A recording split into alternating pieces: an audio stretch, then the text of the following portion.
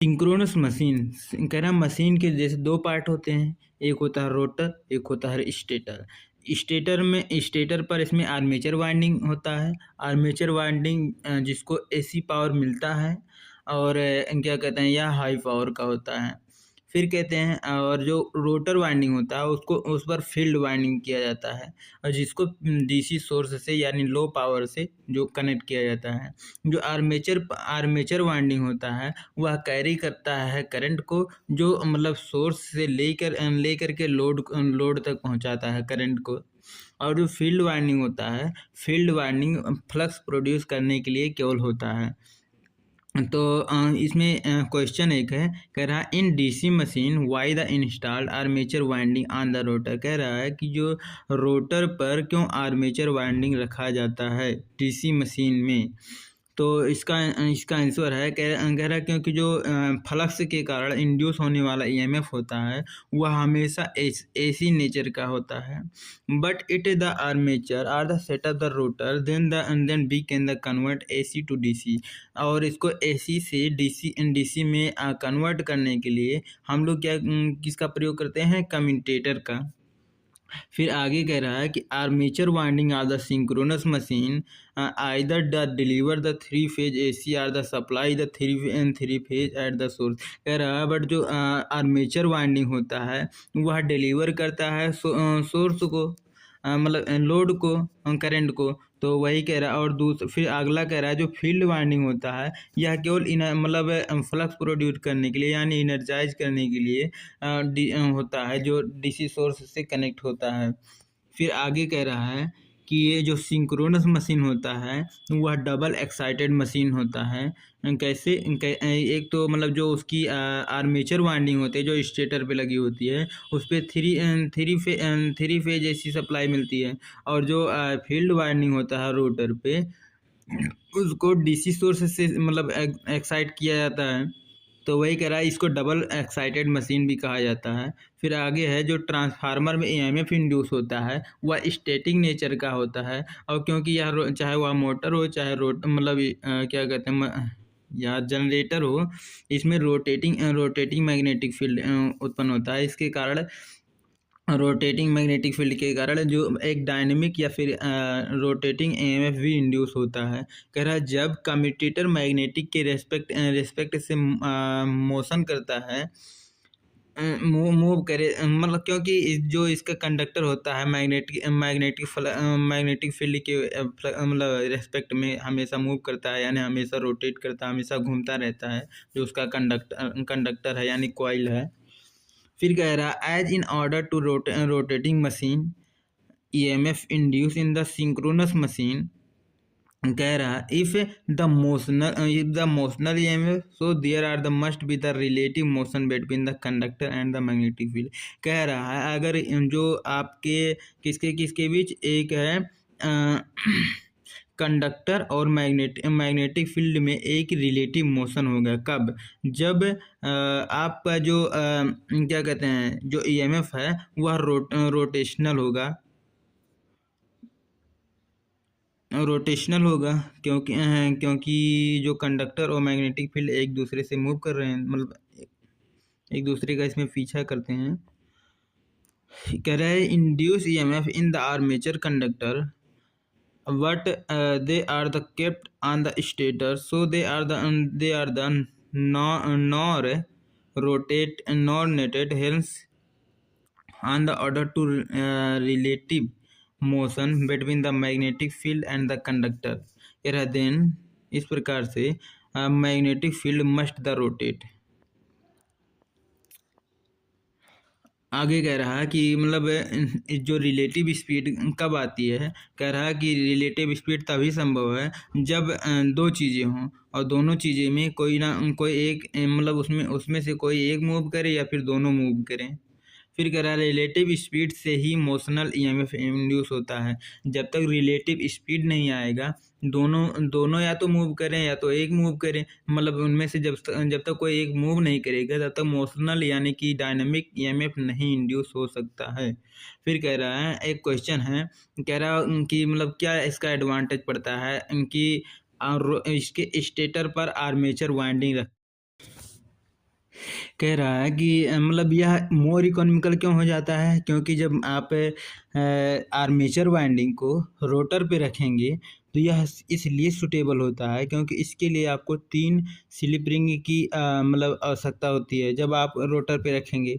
और जब उसको क्या कहते हैं, जो फील्ड वाइंडिंग है अगर उसको रोटर पे रखते हैं तो इसके लिए आपको 2 स्लिप रिंग की आवश्यकता है। तो एक स्लिप रिंग की जो बचत हुई तो वही पैसे की बचत हो गई। और कह रहा है इससे जो है आपकी इफ़िशियंसी भी इम्प्रूव होती है। कैसे? इसके मतलब जब 3 स्लिप रिंग लगेंगे तो ज़्यादा हीट प्रोड्यूस होगा, ज़्यादा ज़्यादा हीट लॉस होगी, 3 आई स्क्वायर आर होगा।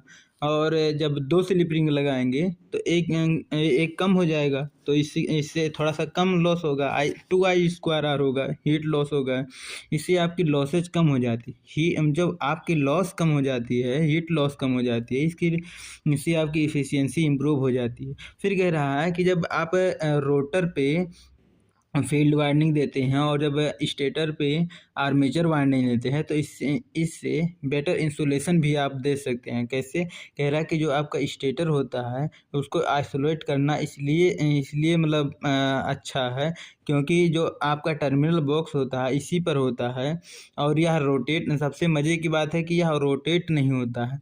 और जब कोई चीज़ रोटेट होती है तो उसको इंसुलेशन प्रोवाइड करना थोड़ा सा कठिन सा होता है। और क्या कह रहा है, अगर मतलब जितना भी बढ़िया से मतलब जितना आप इंसुलेशन प्रोवाइड करना चाहें उतना प्रोवाइड कर सकते हैं क्योंकि वह रुका हुआ है।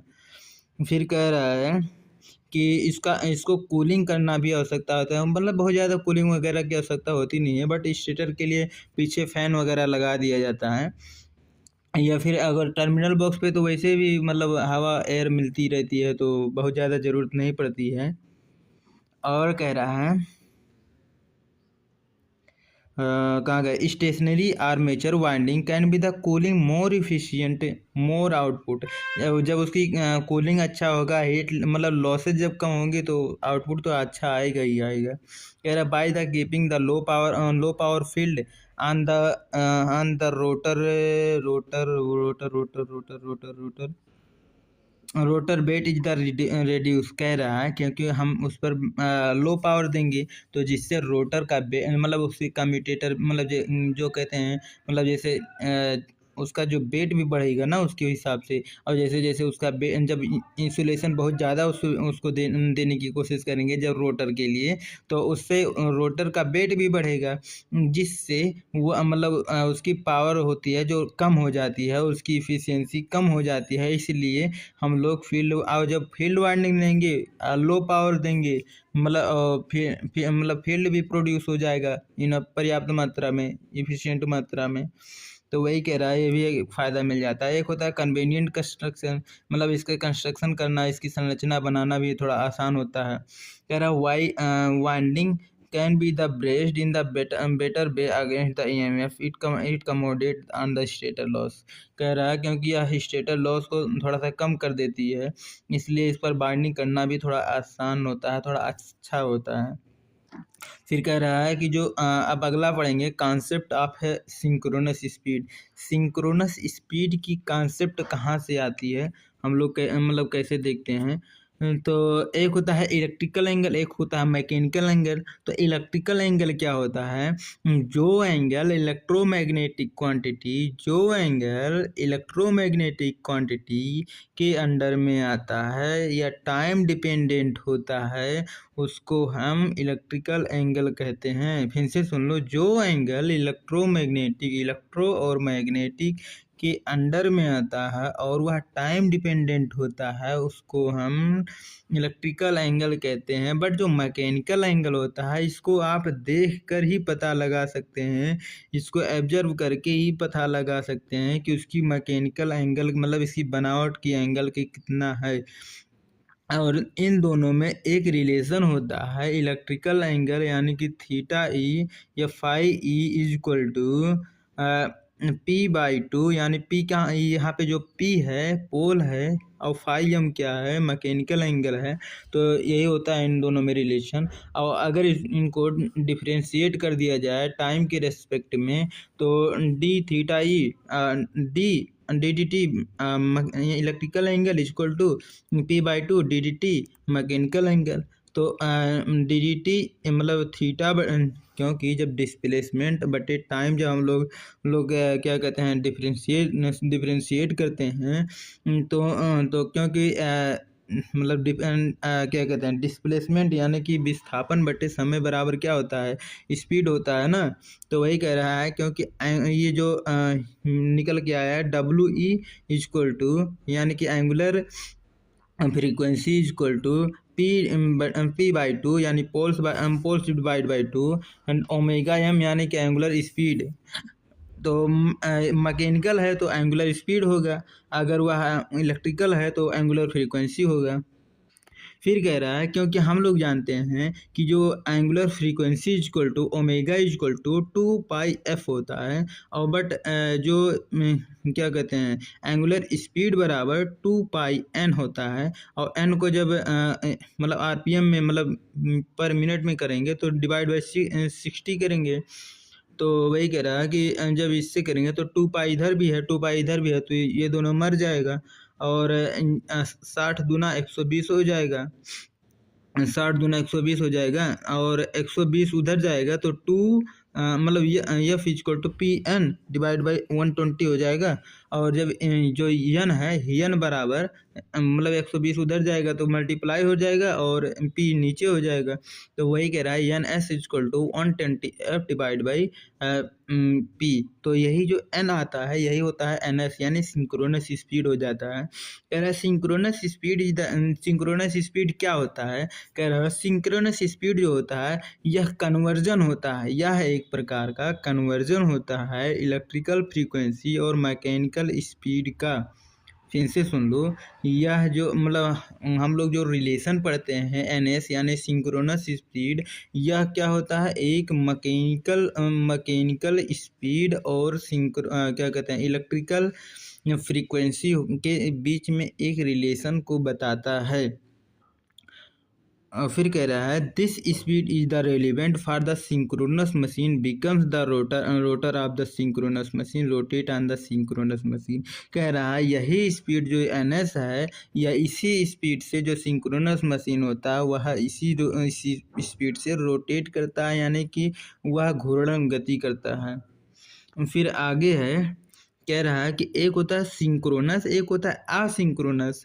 तो सिंक्रोनस और असिंक्रोनस में बेसिक सा डिफरेंस क्या होता है, जो सिंक्रोनस मशीन होती हैं वह हमेशा रोटेट करती हैं NS स्पीड से, बट जो असिंक्रोनस मशीन होते हैं जैसे कि इंडक्शन जनरेटर जो होते हैं ये मतलब इनकी जो NS यानी सिंक्रोनस स्पीड से भी मतलब ज़्यादा हो जाती है कभी कभी, और मतलब उससे कम भी होती है कभी कभी कम होती है, बट ज़्यादातर मतलब ज़्यादा ही होता है उनका स्पीड। इसका जो असिंक्रोनस होता है इसका यूज कहाँ कहाँ पे देखा गया है, एक जैसे नॉन कन्वेंशनल एनर्जी सोर्सेज में जैसे कि टाइडल हो गया या फिर विंड हो गया। तो मतलब जैसे विंड का थोड़ी ना पता है कि मतलब कब बहुत ज़्यादा फ्लो होगा कब बहुत ज़्यादा कम होगा, वही प्रकार से टाइडल भी मतलब जो ज्वार भाटा देखा जाता है, तरंगे वगैरह देखी जाती है। तो तरंगों का कोई फिक्स टाइम तो होता नहीं कि नहीं हमेशा इतने से आएगा, तो वही मतलब इसलिए मतलब थोड़ा सा यह डिफरेंस हो जाता है। बट जो ये होता है कह रहा है कि इसको आप कंट्रोल कर सकते हैं, कह रहा है use the conventional energy source में इसका प्रयोग ज़्यादातर किया जाता है, जैसे थर्मल पावर प्लांट हो गया, हाइड्रो पावर प्लांट हो गया, न्यूक्लियर पावर प्लांट हो गया। कह रहा है कि 2/3 part of the power generation is the driven from the steam power plant से ही जनरेट किया जाता है। जो 2/3 भाग पावर जनरेशन का स्टीम यानी SPP स्टीम पावर प्लांट से जनरेट किया जाता है। फिर कह रहा है why does the most of the power generator by the using of the synchronous generator. कह रहा है ऐसा क्या कारण है कि ज़्यादातर जो पावर जनरेटर होते हैं वह सिंक्रोनस जनरेटर के ही बने होते हैं। तो कह रहा है क्योंकि synchronous generator or the field winding जो डीसी सोर्स से कनेक्ट होती है। हाँ, इसकी जो फील्ड वाइंडिंग जो रोटर पे होती है वो डीसी सोर्स से कनेक्ट होती है, जो फ्लक्स बनाकर दे सकती है। बट इंडक्शन मोटर में ऐसा कुछ भी नहीं होता है। इंडक्शन मोटर में क्या होता है, वह सेल्फ एक्साइटेड होता है, वह मतलब सेल्फ एक्साइटेड उसी के वाइंडिंग में ही मतलब उसको कनेक्ट किया जाता है। कह रहे इंडक्शन फील्ड में फील्ड वाइंडिंग जो होती है मैग्नेटिक वाइंडिंग से नहीं मैग्नेटिक फील्ड नहीं प्रोड्यूस कर सकता है। इंडक्शन कह रहा है induction use to produce the magnetic field, कह रहा है यह मैग्नेटिक फील्ड प्रोड्यूस करने के लिए टू आर्मेचर वाइंडिंग में, so that the induction motor or the absorb the armature reactor से। कह रहा है यह आर्मेचर रिएक्टर से क्या कहते हैं उसके पावर को थोड़ा सा एब्जॉर्ब करता है, उसी से वह मतलब अपना फील्ड बनाता है। कह रहा है मीन्स इसका मतलब ये हो गया most of the time synchronous generator जो होता है गिव द रिएक्टिव पावर। ज़्यादातर जो समय होता है जो सिंक्रोनस जनरेटर होता है यह रिएक्टिव पावर हमको प्रोवाइड करवाता है। कह रहा है इन द सिंक्रोनस जनरेटर की अगर बात करें, कह रहा है we can control the power factor, इसके पावर फैक्टर को हम लोग कंट्रोल कर सकते हैं और उसकी एक्साइटेशन को मतलब कितना ज़्यादा एक्साइटेशन करना उसको भी हम कंट्रोल कर सकते हैं। फिर कह रहा है जो सिंक्रोनस जनरेटर होता है generate the power at the fixed frequency, जो सिंक्रोनस जनरेटर होते हैं ये जो पावर को जनरेट करते हैं ये फिक्स्ड फ्रीक्वेंसी पे जनरेट करते हैं। बट जो इंडक्शन जनरेटर होते हैं इनकी जो एनआर यानी रोटर की स्पीड होती है कभी कभी एनएस से ज़्यादातर टाइम एनएस से ज़्यादा ही होती है। क्यों? क्योंकि जो इसकी रोटर की स्पीड है, कैसे जैसे अगर टाइडल आया जैसे तरंगे बहुत तेज़ी से आई तो जान जो बहुत तेज़ी से घूमने लगा, एयर भी बहुत तेज़ी से घूमने लगा। तो वही कह रहा है जब इसकी एनएस बैरी करने लगती है, जो इसकी सिंक्रोनस स्पीड जब बैरी होती है तो इसका एनआर भी बैरी करेगा, और जब जो उसके स्पीड बैरी करेंगे लगातार चेंज होंगे तो इसके वजह से इसकी फ्रीक्वेंसी भी वेरिएबल हो जाती है, वह भी लगातार चेंज होती रहती है। फिर अगला क्वेश्चन है, कह रहा why a fixed frequency require to power system. कह रहा है ऐसा कौन सी आफत पड़ गई कि हमको फिक्स्ड फ्रीक्वेंसी की ही ज़रूरत पड़ती है किसी भी ऑपरेशन को, किसी भी प्रक्रिया को चलाने के लिए।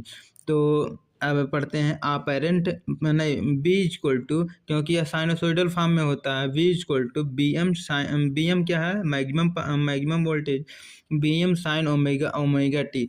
ओमेगा वन क्या है, ओमेगा टू अगला में पढ़ेंगे। तो ओमेगा वन और ओमेगा टू जो है यह इलेक्ट्रिकल फ्रीक्वेंसी है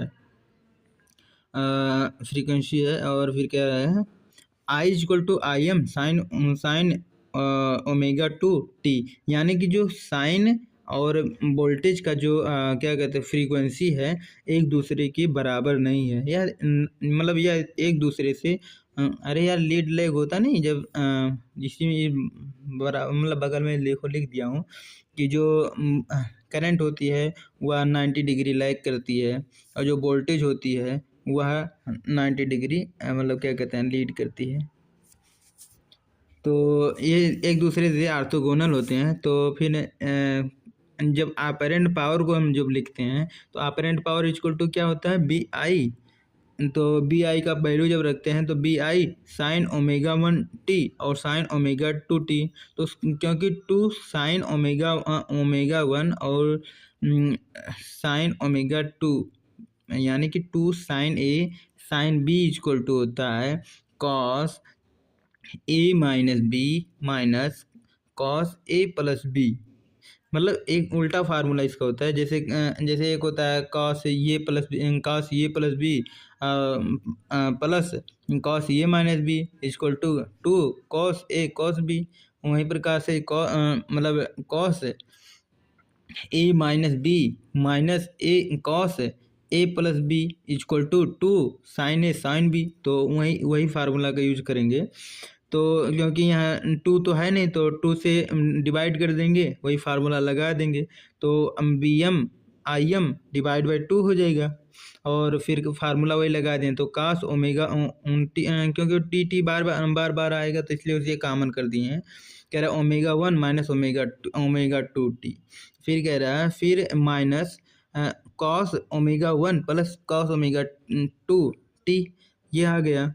फिर जब इसका एवरेज लेते हैं तो एवरेज लेने पर जो हम इसमें मतलब एक लाइन भी लिख दिया हूँ, क्योंकि जब हम किसी भी क्या कहते हैं जब एक दूसरे से वो आर्थोगोनल हो यानी 90 डिग्री पे हो और उनका जब हम एवरेज लेते हैं एक फिक्स टाइम पीरियड के बाद, तो वो एक दूसरे से इंटरसेक्ट करती हैं, बोला तो एक दूसरे से मिलती हैं। तो जहाँ वो एक दूसरे से मिलती हैं तो वहाँ तक जब आप जो मतलब जोड़ेंगे तो मतलब जो वो वैल्यू 0 आती है। तो वही मतलब अगर पी एवरेज लिया जाए तो उसकी 0 होती है जब एक दूसरे जो उनकी फ्रीक्वेंसी होती है एक दूसरे के बराबर नहीं होती है तब। और जब बराबर होती है तो मतलब जब बराबर होती हैं तब भी मतलब BM/IM डिवाइड बाई 2 आता है इसका आंसर। अगर मतलब इसको समझना हो तो क्लास में आके समझ लेना। फिर कह रहा है जब सिस्टम के अंदर हम लिख भी दिया, कह रहा है जब सिस्टम के अंदर एक से ज़्यादा फ्रीक्वेंसी होती है तो उसका एवरेज पावर की वैल्यू 0 होती है। बट जब कह रहा है बिकॉज माने क्योंकि जो साइनोसॉइडल होती है each frequency always orthogonal and each other and hence going to the each other, एक दूसरे से हो जाती है, hence they are the transfer each with average 0 net. तो यही कह रहा है कि इस प्रकार से जब हम उनका इंटीग्रेट करते हैं यानी कि जब उनका इंटीग्रेशन लेते हैं, जब उनको सम अप करते हैं और जब उनका एवरेज पावर लेते हैं तो 0 आती है। फिर कह रहा है why the frequency use only the 50 to 60 hertz. कह रहा है ऐसा क्या ही ज़रूरत पड़ती है कि हम लोग ज़्यादातर मशीनों का प्रयोग 50 हर्ट्ज या फिर 60 हर्ट्ज तक ही लेते हैं। तो इसका एक एग्जांपल ले रहा है। कह रहा है मान लीजिए एक बॉयलर है, तो बॉयलर को सबसे पहले हम लोग कंबस्चन करते हैं, मतलब बहुत तेज़ी से उसको गर्म करते हैं हीट फ्यूल दे करके। उसके बाद में जो उसमें वाटर होती है उसको स्टीम बनाते हैं, वाटर से स्टीम में कन्वर्ट करते हैं और उसी स्टीम को हम लोग टरबाइन पे देते हैं। टरबाइन क्योंकि यह मैकेनिकल एनर्जी है, तो इसका with the help of the alternator की मदद से हम लोग उसको इलेक्ट्रिसिटी में प्रोड्यूस करते हैं। तो इसको हम समझते हैं अच्छे से।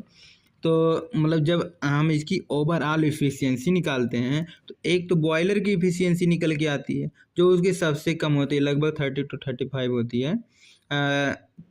उसकी इफ़िशियंसी निकालते हैं, एक टरबाइन की इफ़िशियंसी निकालते हैं, एक अल्टरनेटर की इफ़िशियंसी निकालते हैं। तो क्योंकि बॉयलर की तो उसकी इफ़िशियंसी आप वेरी कर नहीं सकते, बोले तो बहुत ज़्यादा इधर उधर तो कर नहीं सकते।